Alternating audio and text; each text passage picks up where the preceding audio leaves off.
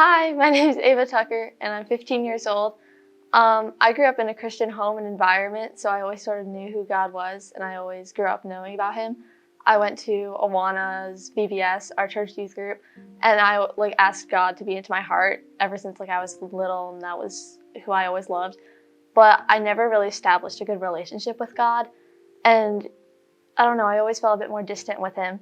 After the COVID pandemic hit, my parents made a really big decision to fully homeschool me and my siblings, which really brought me sort of back together with God.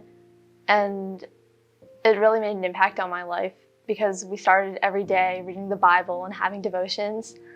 I felt like because we were reading the Bible so much, I noticed how much God loves us and how much He's really there for us.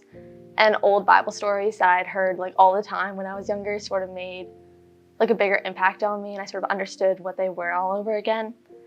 The summer of 2021, I dealt with a lot of fear and worry, and God was really there for me, and I suddenly, because I had that time with God and my relationship with God was so much stronger by then, I was able to more depend on Him.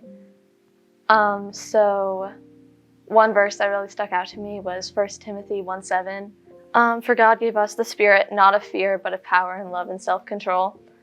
And it became more evident to me that God's really there for me, and I was always able just to sort of relationship with Him. And so after that, I sort of knew how to deal with all my fear and anxiousness through God and with God.